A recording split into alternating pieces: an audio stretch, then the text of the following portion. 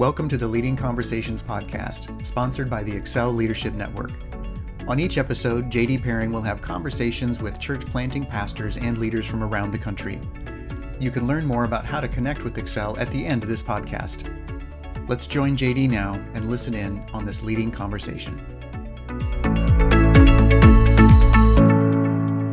Welcome to another edition of Leading Conversations with the Excel Leadership Network. And today I'm thrilled to have with us the great Rob Acker from SoCal. And Rob, thanks for being here. Thanks, JD. I'm glad to be with you today. I owe Rob so much because I met my wife at your house in Bel Air, took the tram down to the pool. Yes. Met her by the side of the pool, really hit it off, took the tram back up, thought I saw her again. She gave me a dirty look. Turned out it was Lori's twin sister. But it all started in our family at your house. Well, to clarify, that was my parents' house. Okay.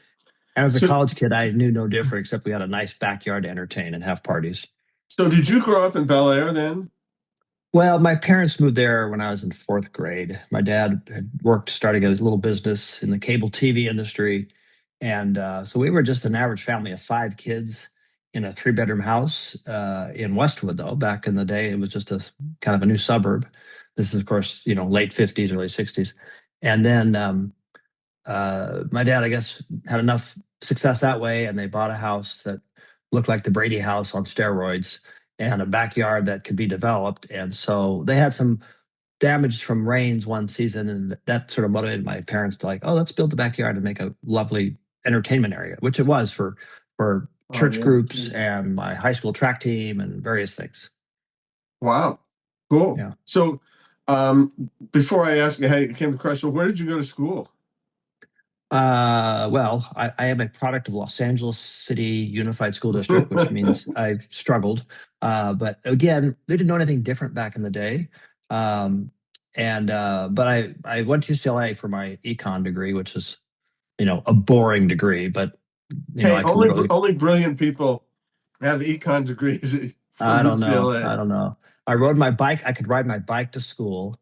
I could ride my bike to West LA Baptist, where you and I met. I also had an old hand-me-down Oldsmobile I could drive around town. So I was really a product of West LA. And in all honesty, these days I'm almost embarrassed to talk about it. Almost embarrassed to talk about some of my family's lifestyle and all that. And yet in the midst of all that, God was working, and that's sort of how he found me and the foundations through the family's faith journey. So how did you come to Christ? So my family were active attenders at a little Presbyterian church, and it was actually the church my mom had grown up at. And so when my mom and dad got married, my dad was from the Midwest, had Lutheran roots, but I don't think he cared. So they went to a little Presbyterian church, and sure enough, I just recall some of the impact of Sunday school as a 4th grader and 5th grader, as simple as it was. Just that chance to feel like I knew God and could pray to him and talk to him. We didn't have the language of in some church settings, but it really was my spiritual roots. And that was like 4th and 5th grade. And then junior high started, and the church did what often they do. They hired a youth intern. He was a part-time seminary student. His name was Scott. And he'd had experience in young life while in high school and college. So he brought that energy and that vision and that vibe to our little youth group of like 8 kids. And he said, hey, let's all sit around and be a small group and let's read the Bible. You guys are teenagers now, and we'd never read the Bible, and we had modern translations then, now, and this is again late 60s, early 70s. So now, if we wanted to call it discipleship, it was starting in earnest as a teenager. Okay. And then in high school, it was like, hey, why not start a Young Life group at your high school? And that was pretty easy to do. And Young Life, of course, wanted to see another school touched. So now what high school were you at? University High. Uni High. Well, this is where Lori went. Yeah. Okay. Yeah. Uni High. They're in West LA. I don't know if the Young Life group was still going when she was there, but it attracted dozens of kids, including some from the same church. So not my church, from this Baptist church. So I chased this girl to the Baptist church, and that's how I started going to the place where you and I knew each other, at First Baptist Church in West LA. stayed there through college. And now, of course, so much of the church that has the gift of a college ministry, it's a great chance for deepening and discipleship and leadership development. And so that's a big part of what happened in those next 4 years. Wow. So you were at the college group there. When I got there, you were, one of the pillars. I And don't know about that, but and when we just had a reunion like a month ago, hearing the stories from like 40 years ago, just kind of amazing. yeah. Talk a little bit about that experience. How was that for you? Yeah, just inspiring. And was it 40 or it was 50 years ago, dude? Oh man. So mind-boggling that even our college pastor, who's now like mid 80s or whatever, would come back and still have connection with men and women he invested in back in the late 70s and 1980ish thereabouts. Yeah. I guess it was 45. For some, it was 50 because they came in the mid 70s. But all that say, so very inspiring. Some of the people you and I saw, I kept in touch with over the years. Others I had not seen in 40 or 50 years. Wow. But the heritage that none of us are here by accident. Besides the sovereign plan of God, the heritage of men and women going before us, praying for us. We don't even know who they were praying for us, investing in us. All that just blows my mind. Makes me so thankful. Now, was there a call to ministry in there for you? Slow and subtle. So being in a family that had a business, that's where I worked every summer. I mean, I was driving a forklift before I could drive a car. I worked in factories. I'm even at age 16, I'm doing some short little business trips in the summer for filling in for people around the country. So it's kind of weird. But I loved my chance to grow spiritually. I loved my church environment. And by the way, so I look back and I realized the local church, as weird as it is at times, as much as it struggles, was so formative for me, both as a kid and now as a teenager and as a young adult. So by the time I'm finishing college, I'm thinking, well, I wonder what seminary is like. I wonder what it would look like if I could use my skills maybe as a Christian businessman, or maybe I could be an administrator somewhere. I didn't know what it all meant. So bottom line, I was finishing college, and I decided, let me see if I get accepted, I'll go to seminary and just see what it's like. And I walked into my parents' den where they both had big chairs and they both read. There's no TV in it. They just read. And I said, hey, college is ending soon. Instead of getting a job right away, I think I'd like to go to seminary and just see. And my dad dropped his glasses to his nose and said, there's no money in ministry. And so he was like totally against it. My mother jumped up and said, oh, my son, the pastor, that'd be so exciting. And I just said, well, time out. I don't know exactly where this will go, but it was the beginning of a call. So I followed some other guys from West LA Baptist up to Western Seminary in Portland. We also checked out Denver Seminary. Some guys had gone to Talbot. Of course, some had gone to Fuller. But I thought it'd probably be good to leave LA for a bit. So there I am at Western Seminary. So the call was emerging. And then literally as soon as I got to Western, I had an invitation to come back to Southern California in the summer to be an intern at a church plant, which then develops the next part of the story and the call to ministry.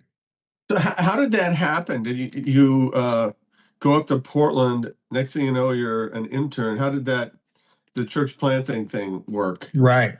Well, and actually, there was a church in Portland that I was going to serve at, but the Southern California church plant was because, again, at West LA Baptist, in this very vibrant ministry, there was a classman 4 years older than I, named Bob Logan, and Bob had finished seminary and he couldn't find a job because who wants to hire someone who's green and unexperienced?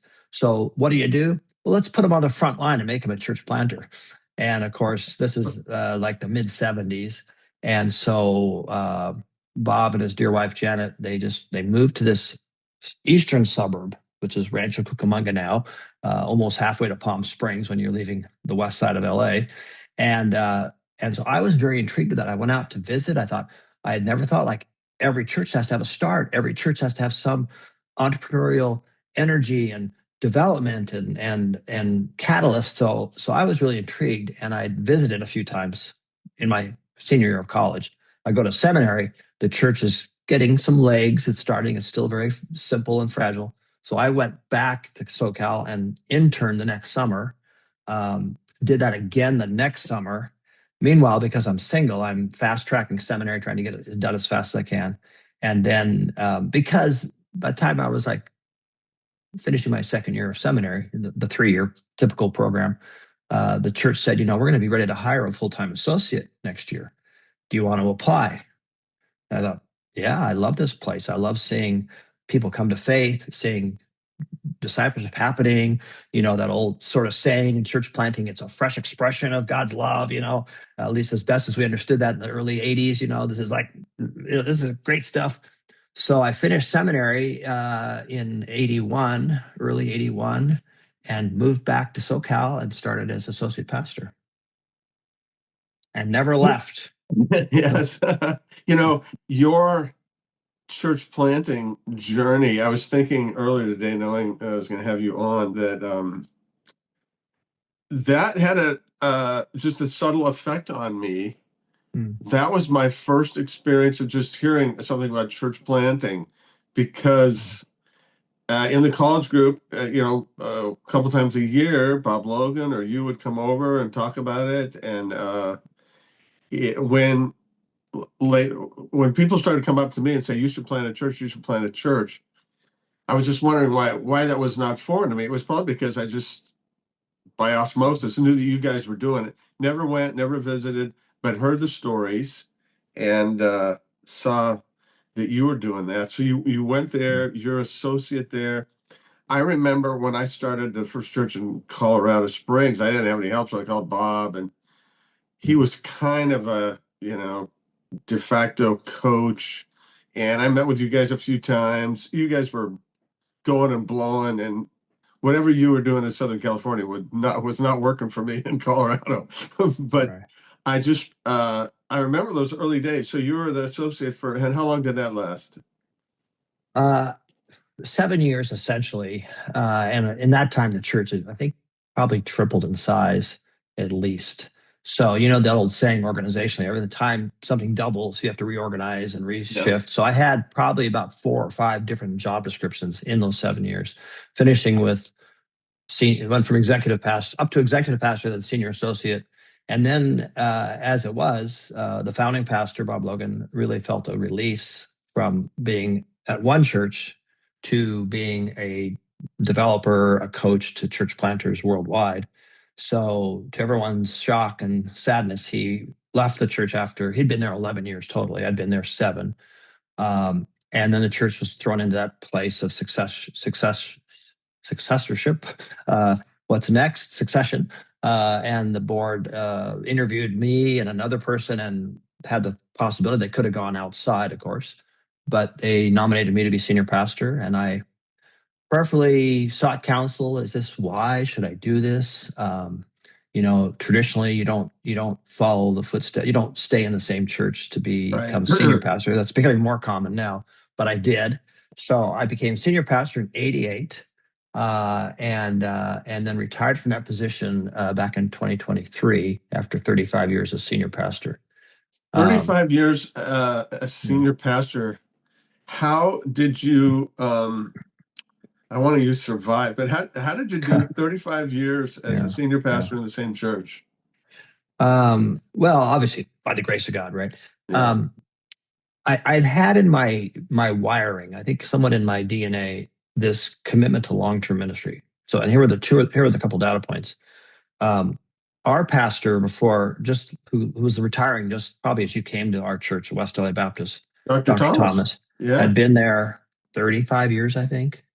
And he was like 74, I think, when he left West LA, or somewhere in his early 70s.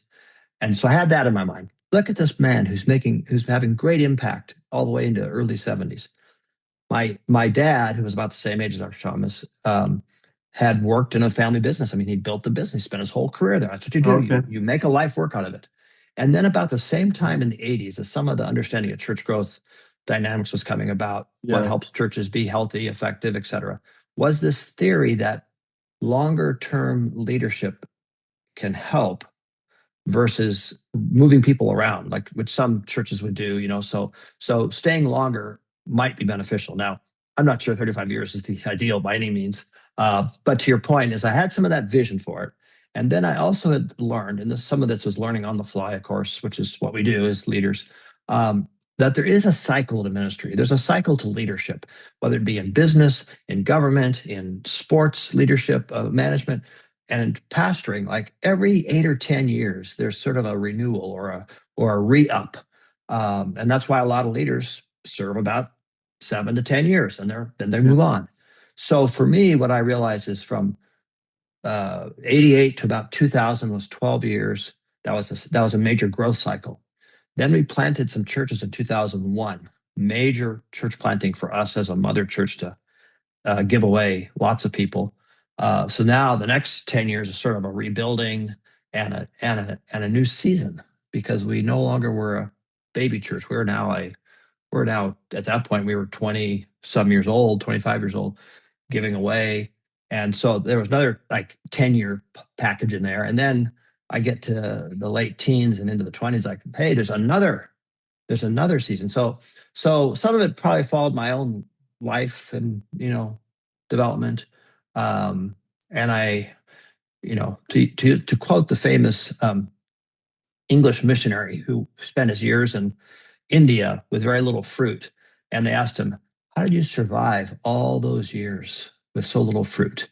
And his answer was, I can plod. I just keep going. Just, one foot in front of the other, keep on going. So that's a little bit of my journey. And I love the local church. I'd been sort of conditioned for this. Like I see miracles happening in the local church, and by God's grace, let's try to keep it going. Kids, youth, young adults, middle-aged, seniors, the whole deal. Good. Talk a little bit about what was it like being a parenting church and sending people off? Exciting and scary. And obviously before Bob left in the late 80s, we'd already had some of this in our DNA. So in the late 80s, we had birthed a few churches, and they were always at that point mostly hive offs where we'd literally have a group living in a different area. Let's send a pastor, and it was pretty sustainable when the mother church was growing. When we got to around 2000, so 5-6 years ago, we had hit capacity. So we knew if there's going to be more growth, we have to multiply.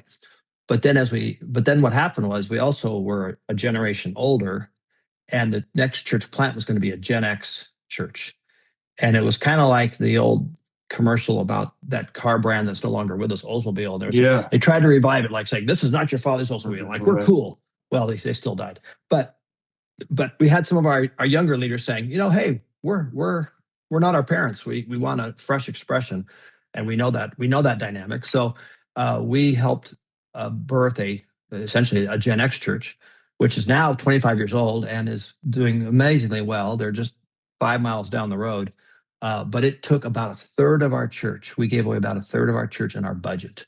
And we knew it was coming. We had about an 18 months gestation to get them ready. And we just assumed we'd, bounce back and grow. We had another church plant at the same time, which is more of a schism where a staff member just didn't want to stay. And so he said, can I just start a church? I said, and some faulted me for this. I said, of course, because I knew he was a good brother. Sure. He didn't want it. He was done at our church. So we had a church of about 400 start, and another church of about 100 all in 1 year. It was crazy. Wow.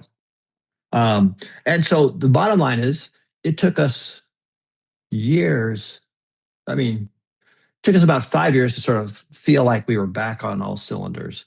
And it took us another 5 years probably to feel like we had momentum again. We never reached the same size. We were 2,000 back then. We went back to 1,000. But given where we were as a church, that was plenty. I mean, but I still think obviously churches need to multiply, because otherwise they're just going to get old and not contribute to the. So yeah. What caused you to retire? What was the thinking there? Oh, that's a good question. I was 67 or so at the time, and I always had said, again, given some of this heritage of and models of ministry, I'm thinking, I've got many years. If God gives me energy and vision, I'll keep going. And I had both. But then I started to realize I'm not sure that's all there is in the equation. And our struggle point was back to next generation.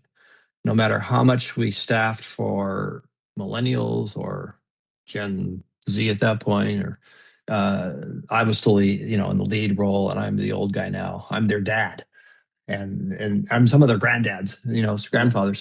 So to me, it started becoming clear. Like, I think the church really needs a younger leader, and especially, that old analysis of churches that the age of the senior pastor has like a 10-year gap on either Yeah. side of where that sweet spot is. So that's great when you're 25 or 35 or 45 or 55. It's a little bit harder at 65 because the 55-year-olds are past their childbearing years. Right. They're not growing the church. They're thinking retirement. People are traveling. So it's a different vibe. And so I just thought it's probably time. I sought counsel, prayed, and realized I don't know exactly what God has for me, but and there was one of my lovely colleagues at our church. I thought this guy could easily become. He knows this place. He's very gifted. So anyway, we started my farewell journey of a few months, and then the church had to go through their own season of sort of waiting and interim. They did not lay hands on this brother. He wasn't wanting it. He wanted to. He didn't think that was what God had for him. It took a year and a half of them being in an interim period, which is a whole nother subset of church specialty these days. How do we help churches in that interim? But during that interim period, then this brother that I had hired as a wonderful pastor really felt God's tug and stepped into the leadership role. So the church is off to a new season. I'm happy for them, and that led me to connect with pastors this way. Now, you did not move to Idaho or Nashville and just golf or pursue a music career. I mean, what are you doing now? You're not. Well, yeah, my wife and I never felt like we were going to be RVers or kicking back retired. So I don't know. I don't judge other men and women for what they do in these ages and their different seasons. But I just felt like, again, if God gives energy and vision, then I want to keep going. And in fact, I just read a quote today. Let me share it with you. Today, May 27th, is the anniversary when John Calvin passed away, the great reformer in Geneva. And he kept writing and ministering to the Christians in Geneva nearly up to his death, telling his worried friends, quote, "What would you have the Lord find me idle when he comes?" So of course not. I'm going to keep working. So I have a little bit of that sense. Like, if I can serve, I can help, I can do funerals, I can preach at churches. But my core is I joined a ministry called Standing Stone Ministries, which is all about pastoral support, helping pastors stay healthy, move into better emotional, spiritual health for the sake of their churches. So it's all about connecting with men and women around the country. There's almost 300 of us on this ministry. Wow. Nationwide. So we each connect with 10 or 20, 30 different pastors in different ways through either face-to-face or Zoom meetings. And how's that been for you? Oh, really rewarding and more than I expected. I had no idea like what this would be like, except for the fact that when I pastored, a big part of what I did was develop leaders, of course, was oversee staff. And many staff members were homegrown. So I knew in my bones, like, here's what we have to do. We have to come alongside younger men and women and help, always offering help and coaching and support. So a lot of the pastors are, 25 to 45, but then we got some that are 45 to 55. And they're at a different season. And then we got a few that are 55 to 65, and they're trying to figure out what off-ramp might look like for them. There's a women's division. So whether they be women pastors or wives of male pastors, some of my guys are, and they cross the denomination. So that, for me, that's very enriching. I mean, to see the bigger body of Christ. Wow. And you're doing an interim as well. Yeah. And that's really been fun too. More than I expected. So my work with pastors is part-time. So I figured I have a little bit of boundary, a little bit of flexibility. But I also had some people in my life say, you should consider being an interim pastor. You've got the local church stuff in your heart. Yeah. And so now there's some wonderful organizations that provide high level training on how to be an interim pastor. What do churches need during this season of transition? So they can pursue health, they can get their vision nailed down, they can get ready to follow a new pastor. So I did some training, and then sure enough, one of these guys said, hey, there's a small church up in the mountains. I can drive there on Sundays. I can work remote during the week with other meetings with these guys. And I realized what's been fun about it is I get to, I'll say it this way, I get to play in the sandbox. I get to be in a local church again, but not as the called, installed senior pastor. Right. With everything under your, everything you're responsible for, but with a church where you're connecting with a few staff members, the elder board, and you get to preach. And so that's been really fun. It'll end. They're starting their search process in earnest. So, depending on when God calls that person to this church, 3 months, 6 months, I hope, we'll see. Wow. Yeah. Well, it's been amazing just to watch you over the years and then kind of run into you a couple times, and you've been faithful so far. So far, So gonna keep. In our network, we have a little goal saying serving Jesus for 50 years, scandal free, finishing with joy, and you're getting close. Yeah. After Well, 50, thank you. After 50 years, you can do whatever you want. But I'll go crazy. Well, I do remember, and you've heard these things too from the former leadership professor at Fuller Seminary, Dr. Bobby Clinton. Yeah. So in my late 30s, early 40s, it was learning about how to finish well. So you start with the end in mind, and knowing how the trail is littered with guys that have fallen off the wagon or injured themselves or been sabotaged, and we don't want that to happen today with men and women. We want them to finish well. Still in love with Jesus, still orthodox to the core of our faith, and their life intact. So I have that for me, of course. I have it for the men and women I connect with, and that's for all disciples. That we keep pressing into Christ. Well, hey, you've dripped a few in, but give us a leadership tip or two as somebody who's walked the journey for a bit. Well, a couple things. I think it's good to remember that leadership is a spiritual gift listed by the Apostle Paul. In older translations, it was called rulings, but I do think leadership is distinctly different from administration.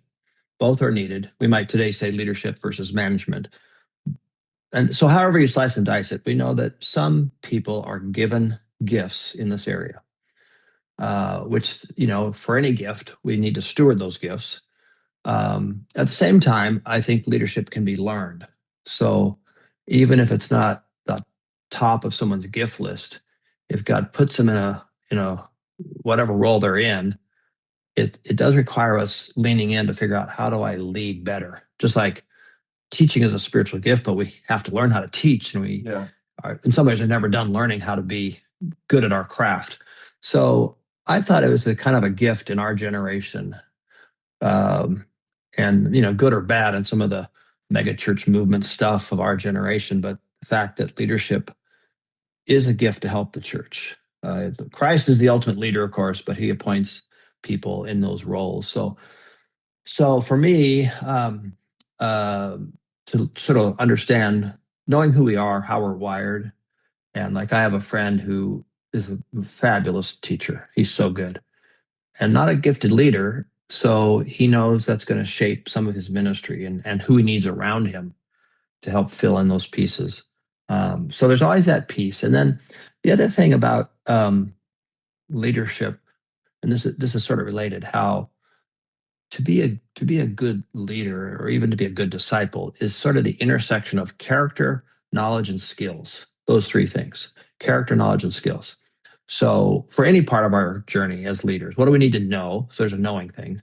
What do we need? What skills do we need to develop? And at the core, what's our character need to be to sustain those things? And so part of our journey as pastors, and part of I'm kind of always looking at that with people I meet with, and then this church is, what do they need to grow in terms of knowledge as a leader or individuals? What skills does it need to be in terms of how to lead a group, how to preach, how to pick a topic, and then ultimately, how's their character? How's the integrity and the development of their soul? And we know today in our culture, we have a whole lot of people that go on personality. I'm thinking not of Christian leaders, though this happens too, but just our culture, our political world, a lot of personality, a lot of ego. There's some skills perhaps, but there ain't a lot of character. And of course, there's collapse. So that's a little bit of my leadership framework of character, knowledge, and skills. What do you do to work on the character piece? Well, make it a priority. Like, okay, like I said, or I was telling you earlier, like I'd kept today pretty free, and related to this, I have a spiritual director, so we meet once a month, and I've known this brother for about 10 years, and as it often works, I mean, I give him some financial compensation for his investment in me, but it's just having this place to come back to of what's it mean to just feel like we're as humans, like what's flourishing look like for us under Christ? What do we need?